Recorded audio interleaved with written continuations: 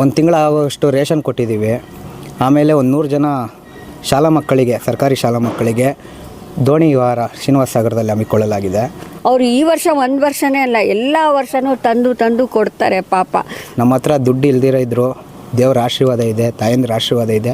ಅದಕ್ಕೆ ಈ ಮಟ್ಟಕ್ಕೆ ನಾವು ಮಾಡ್ಕೊಂಬರ್ತಾಯಿದ್ದೀವಿ. ಮುಂದೆ ಇದೇ ಥರ ಮಾಡ್ಕೊಂಬರ್ತೀವಿ. ಜೀವನದಲ್ಲಿ ನೀವೇನೇನು ಅಂದ್ಕೊಂಡಿದ್ರು ಅದನ್ನೆಲ್ಲ ದೇವರು ನೆರವೇರಿಸ್ಕೊಡ್ಲಿ ಅಂತ ನಾವೆಲ್ಲ ಪ್ರಾರ್ಥನೆ ಮಾಡ್ಕೊಳ್ತೀವಿ.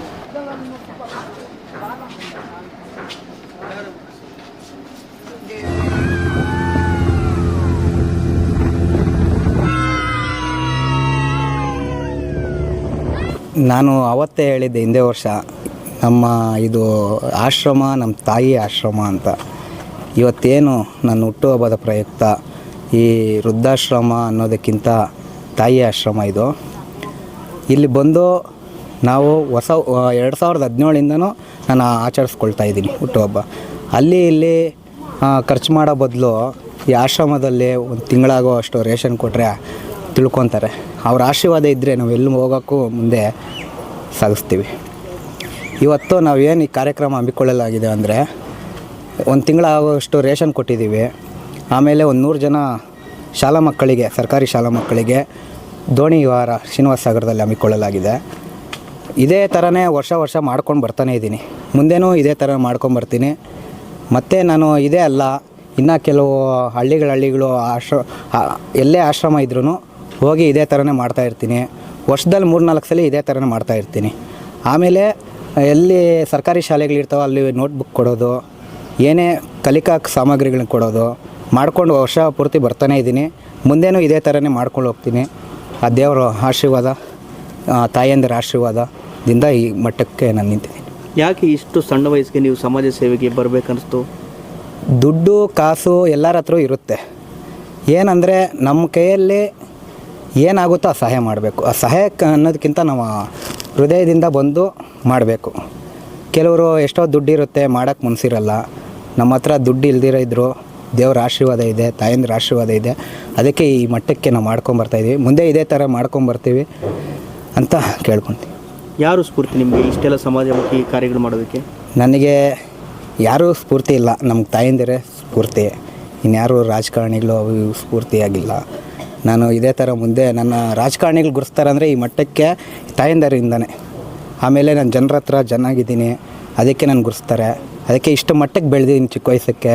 ಆದರೆ ಇನ್ನು ಮುಂದೆ ದಿನಗಳಲ್ಲಿ ದೇವರು ಒಳ್ಳೆ ಸ್ಥಾನಮಾನ ಕೊಟ್ಟರೆ ದೇವರಲ್ಲಿ ರಾಘವೇಂದ್ರ ಸ್ವಾಮಿ ದೇವರಲ್ಲಿ ಕೇಳ್ಕೊತೀನಿ, ತಾಯಂದಿರು ಕೇಳ್ಕೊತೀನಿ. ಪ್ರೀತಿಯ ಅಲ್ಲು ಅನಿಲ್ ಅವರಿಗೆ ನಮ್ಮ ಮಾನಸ ವೃದ್ಧಾಶ್ರಮದ ಎಲ್ಲರ ಪರವಾಗಿ ತುಂಬ ಹೃದಯದ ಧನ್ಯವಾದಗಳು. ಮೊದಲು ಅವರ ಹುಟ್ಟುಹಬ್ಬದ ಪ್ರಯುಕ್ತ ಪ್ರತಿ ವರ್ಷ ಕೂಡ ನಮಗೆ ಬೇಕಾಗಿರೋ ಗ್ರೋಸರಿ ಮತ್ತು ತರಕಾರಿ ಎಲ್ಲ ತಂದು ಕೊಟ್ಟು ನಮಗೆಲ್ಲನೂ ಇನ್ನೊಂದು ದಾರಿಯಲ್ಲಿ ನಮ್ಮನ್ನು ಸಲಹುತ್ತಿದ್ದಾರೆ ಅಂತ ಹೇಳ್ಬೋದು. ನಮಗೆಲ್ಲನೂ ಸಪೋರ್ಟ್ ಮಾಡ್ಕೊಳ್ತಾ ಇದ್ದಾರೆ ಅಂತ. ಅದಕ್ಕಾಗಿ ದೇವರು ಅವರಿಗೆ ಆಯುರಾರೋಗ್ಯ, ಭಾಗ್ಯ, ಸಂಪತ್ತು, ಯಶಸ್ಸು, ಶ್ರೇಯಸ್ಸು ಹಾಗೂ ಇನ್ನೂ ಹೆಚ್ಚಿನ ಸೇವೆ ಮಾಡಲು ಶಕ್ತಿಯನ್ನು ನೀಡಿ ಸದಾ ಸಂರಕ್ಷಿಸಲಿ ಅಂತ ನಾವೆಲ್ಲರೂ ದೇವರಲ್ಲಿ ಪ್ರಾರ್ಥಿಸ್ಕೊಳ್ತೀವಿ. ಅವರು ಈ ವರ್ಷ ಒಂದು ವರ್ಷನೇ ಅಲ್ಲ, ಎಲ್ಲ ವರ್ಷವೂ ತಂದು ಕೊಡ್ತಾರೆ ಪಾಪ.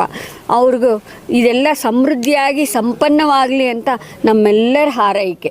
ಎಲ್ಲರ ದೇವರು ಒಳ್ಳೇದು ಮಾಡಲಿ. ನಮ್ಮ ವೈಯಕ್ತಿಕವಾಗಲಿ ಅಥವಾ ನಿಮಗೆ ಸಾಮಾಜಿಕವಾಗಲಿ ನೀವು ಅಂದ್ಕೊಂಡಿರೋದು ಜೀವನದ ಆಸೆ ಆಕಾಂಕ್ಷೆಗಳೆಲ್ಲ ದೇವರು ನೆರವೇರಿಸ್ಕೊಡ್ಲಿ ಅಂತ ನಾವು ತುಂಬ ಹೃದಯದಿಂದ ಪ್ರಾರ್ಥನೆ ಮಾಡ್ಕೊಳ್ತೀವಿ. ಮೇಡಮ್, ಈಗ ಅನಿಲ್ ಅವರು ಹೇಳ್ತಿದ್ರು, ಈ ತಾಯಂದಿರ ಆಶೀರ್ವಾದನೇ ನನಗೆ ಇಷ್ಟೆಲ್ಲ ಕೆಲಸ ಮಾಡೋದಕ್ಕೆ ಸಾಧ್ಯ ಆಗ್ತಿದೆ ಅಂತ ಹೇಳ್ತಿದ್ರು. ಏನು ಹೇಳ್ತೀವಿ? ಅದು ಅವರ ನಂಬಿಕೆ. ನಾವು ದೇವರಲ್ಲಿ ನಾವು ದೇವರಲ್ಲಿ ಪ್ರಾರ್ಥಿಸ್ತೀವಿ. ನಮಗಿಂತ ದೊಡ್ಡವರು ದೇವರಲ್ವೇ. ಆ ದೇವರು ಎಲ್ಲ ಶಕ್ತಿಯನ್ನು ಕೊಡಲಿ, ನಮಗಿರೋ ಶಕ್ತಿಯಲ್ಲೂ ಒಂದು ಪಾಲು ಅವ್ರಿಗೆ ಕೊಡಲಿ ಅನ್ನೋದೇ ನಮ್ಮ ಉದ್ದೇಶ ಅಷ್ಟು. ಅವ್ರು ಅಂದ್ಕೊಂಡಿದ್ರೆ ಆ ನಂಬಿಕೆಗೆ ದೇವರು ಭರವಸೆ ಕೊಟ್ಟು ಮುಂದುವರಿಸ್ಕೊಂಡು ಹೋಗಲಿ ಅಂತ ನಾವು ಪ್ರಾರ್ಥನೆ ಮಾಡ್ಕೊಳ್ತೀವಿ.